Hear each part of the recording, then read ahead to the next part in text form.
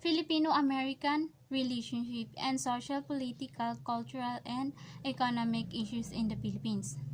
In 1946, the United States established diplomatic relations with the Philippines. The United States-Philippines relations are based on strong historical and cultural linkage and a shared commitment to democracy and human rights. Naitatag ang isang matibay na ugnayan na batay sa makasaysayan at cultural na connection, pati na rin sa iisang layunin para sa demokrasya at karapatang pantao. In the beginning, the Philippines wants to be occupied by American. In the desire of American to conquer the Philippines, in 1898, the Philippines and American fought. So, dito na naman nagsimula ang laban ng dalawang bansa. In 1898 to 1946, American and the Philippines has reconciled. Noong 1951, ang UEC at ang Pilipinas ay nagtatag ng Mutual Defense Treaty provides a strong foundation for our robust security partnership which began during the World War II. An enduring resilience characterized Philippines-American relationship for several reasons. For one, there is an usual colonial relationship wherein the United States took control of the Philippines from the Spanish and then share power with an emergent Filipino elite.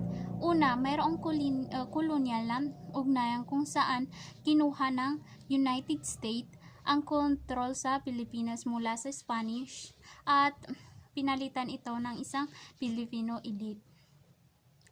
Introduce suffrage, implemented public education, and promotes eventual national independence. So, dito pinatupad naman ang karapatang bumoto, itinatag ang pampublikong education, at ipinangako ang eventual independence. A shared experience fighting the Japanese in World War II and defeating a post-war communist rebellion further cemented the special relationship between the two countries. So, dito naman napatunayan ang Amerika at ang Philippines ang kanilang malalim na pagsasamahan dahil sa kanilang pagtutulungan laban sa Japanese World War II. Kaya nabuo ang special relationship. The United States took advantage of this partnership to compel the Philippines. So, dito naman ginamit ng United States ang ugnayan ito upang pilitin ang Pilipinas na pumirma ng isang kasunduan sa ekonomiya at militar na nagpabor sa negosyo at militar ng Amerika ayon sa kanila ang mga interes.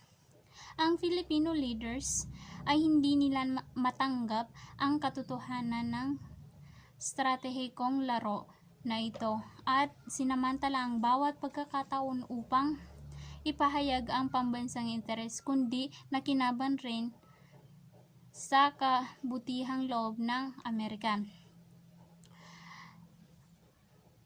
Sa panahon ng dictatorship ni Ferdinand Marcos, ang mutual cudging na ito ay naging labis na kapalpakan. As a result, naapektuhan ang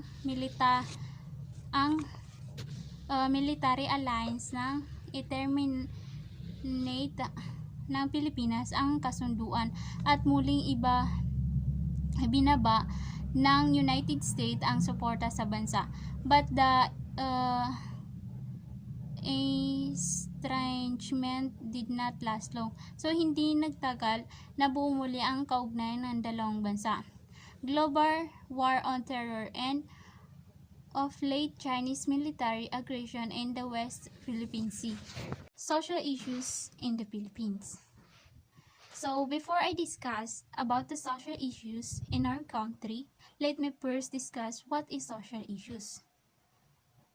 So, when we say social issues, ito yung mga problema na nakakaapekto sa isang tao, community, or the society itself. And many people in our country strive to solve it. So let's talk about the social issues in the Philippines. First, we have poverty. When we say poverty, it means kakulangan or lack of things that we need in our daily lives.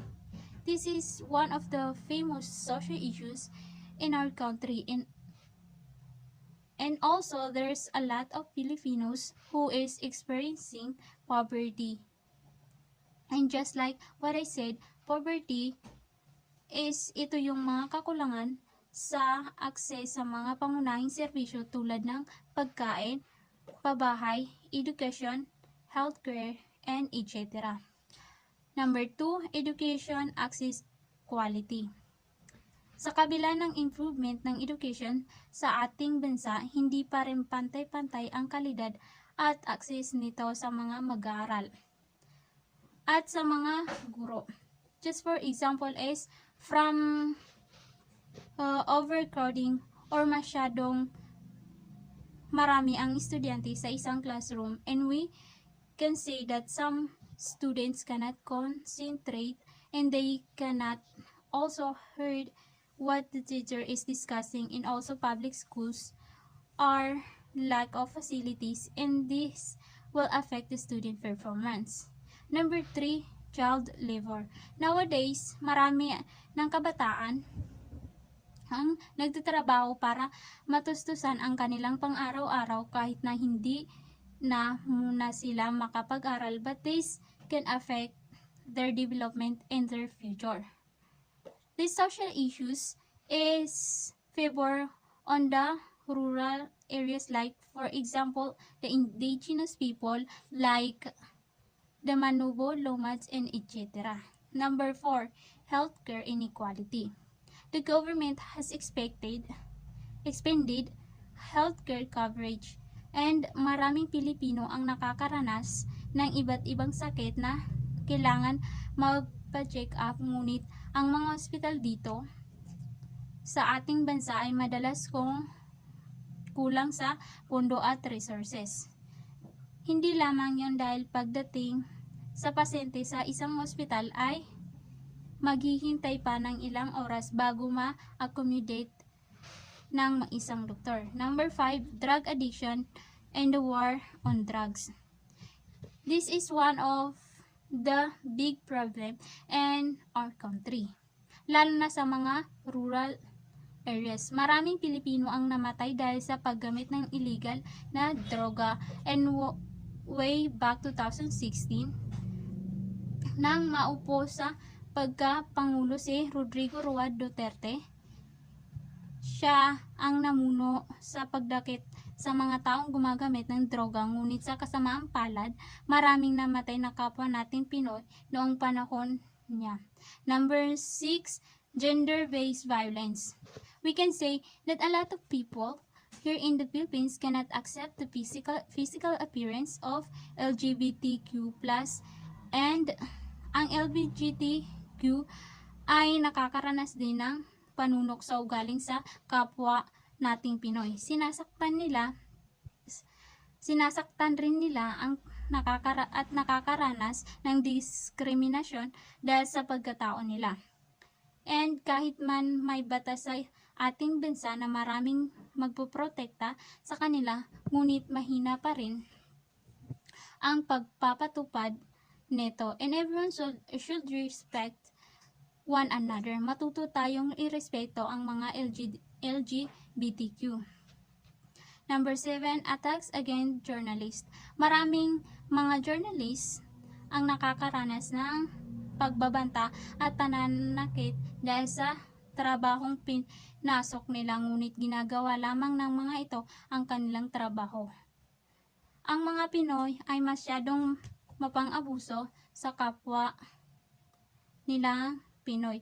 We all know that journalists give us information on what's happening to our country, mapa-sensitibo man o hindi. Number 6, last, social issues in the Philippines. Philippines is high cost of living. Nowadays, masyado nang lumaki ang presyo ng bawat bilhin na hindi na gaano ma-afford ng mga tao. May mga trabaho Filipino ibang Pilipino, ngunit hindi pa rin sapat ang sweldong nakukuha nila para matustusan ang pangangailangan ng kanilang pamilya because of the high cost of living. As a customer, I cannot say that this is one of the issues that the government must resolve. So our topic today is all about political issues in the Philippines. So the first one is corruption. Corruption is a long-standing issue in the Philippine politics, affecting governance and public trust and economic development. Corruption scandals involving public officials and misuse of public funds have persisted across different administration. So yun na nga, sa corruption is matagal ng problema ang corruption sa gobyerno ng ating bansa na nakaapekto sa pag-unlad ng bansa at tiwala ng publiko. Kahit ang mga ancestor natin ay naabutan ng problemang ito. Matagal lang itong problema ng ating gobyerno that can affect our country. Corruption ay kumbaga kinukuha ng ibang gobyerno or mambabatas ang pundo ng ating bansa. So the second one is political dynasties. Many areas in the Philippines are dominated by political dynasties where families maintain control over local and nation position. This concentration of power hampers democratic participation, leads to patronage politics, and stifles political reform. So, yun na nga, sa political dynasties, ito yung pamilya na nagtatrabaho sa government. Like for example is the Duterte family and Binay family. They are political dynasties. Hindi ito nakakabuti sa ating bansa kung halos lahat ng pambabatas ay political dynasties. So the third one is weak justice or weak judicial system. In the Philippines is often slow and inefficient with cases taking years or even decades to resolve. Allegation of bribery, influence peddling, and lack of independence from political influence have undermined public confidence in the courts. So sa weak justice is isa talaga ito sa mga problema ng ating bansa. Ang ating bansa ay mabagal at mahina sa pag-aabot ng ustisya, lalo na sa mga mahirap na biktima ng masamang tao. Ilang taon bago pa ma-resolve ang isang problema.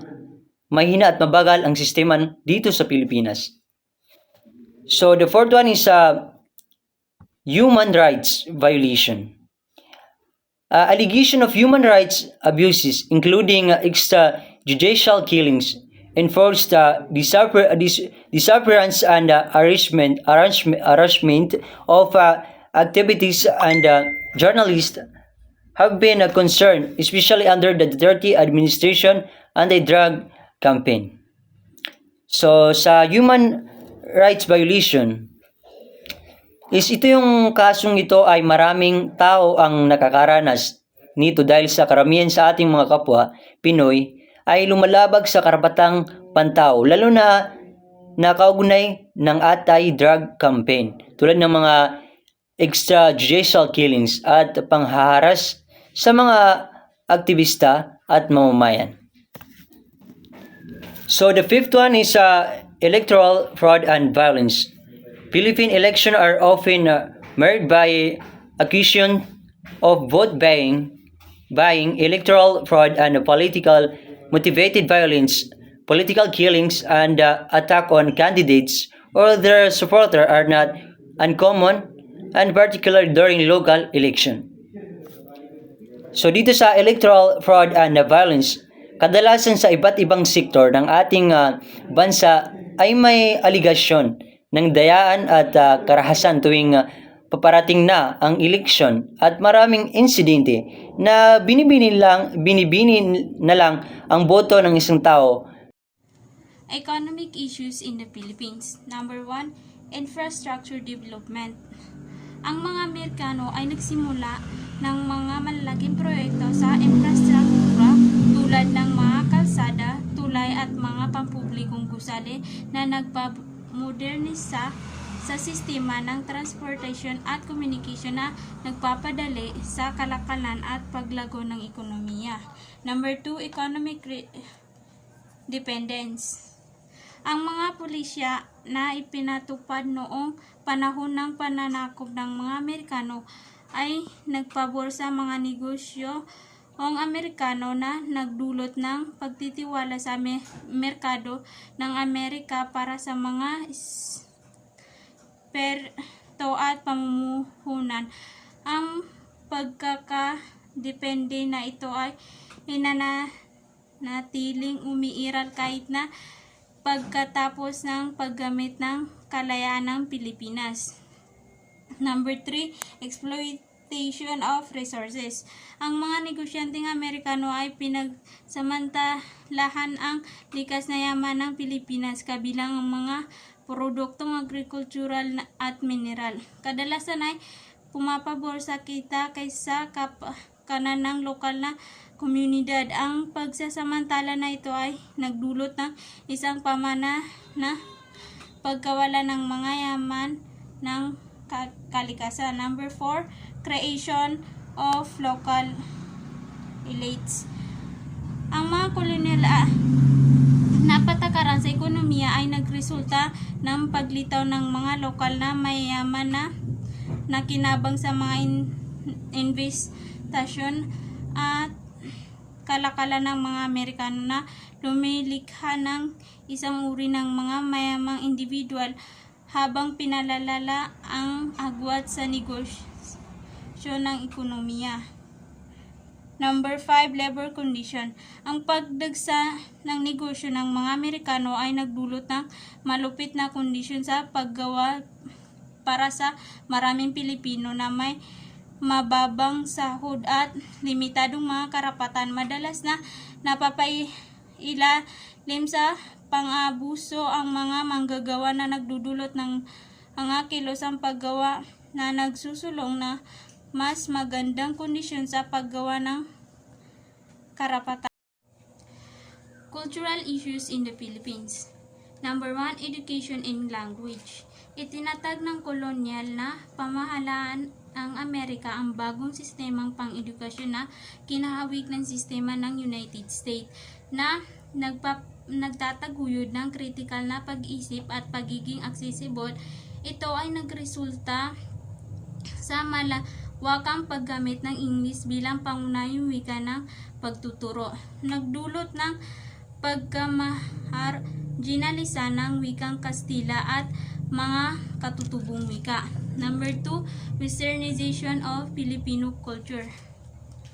Ang mga kultura ng Amerikano tulad ng fashion, entertainment at pagkain ay naging popular na nagbibigay daan sa paghahalo ng tradisyon ng Amerikano at Pilipino. Ang cultural exchange na ito ay lumikha na natatangi Pilipino-Amerikano na pagkakakilanlan habang nagdudulot ng pangamba sa pagkawala ng tradisyonal na kultural ng Pilipinas. Number 3, cultural identity crisis. Ang mabilis na pag-adapt ng kanluraning mga gawain kasabay sa pagpapahirap sa mga katutubong tradisyon ay nagdulot sa maraming Pilipino ng krisis sa kanilang pagkakakilanlan sa kultura kung saan nag-aalangan sila magpapadala sa kanilang katutubong pamana o sa impluensya ng Amerikano. Number 4, religious influence. Ang kolonisasyon ng Amerikano ay nagdala rin ng Protestantismo sa Pilipinas na naka-impluensya sa mga lokal na pananampalataya at nagdagdag sa pagkakaiba ng mga relihiyon sa bansa. Ang pagbabagong ito ay hindi minsan ay nagkakalituhan sa mga Katolikong paniniwala na nagdulot ng tensyon sa loob ng mga komunidad. Number 5, media and arts. Nagpakalat din ang din ang impluensya ng Amerikano sa media at sining. Kasama na dito ang pagpapasok ng Amerikanong panitikan, musika at sign. Ito ay nag-udyok sa pagkakaroon ng mga bagong anyo ng pagpapahayag, ngunit nagdulot din ng pag-aalala sa pagkawala ng mga tradisyon ng sining at kwento ng mga Pilipino.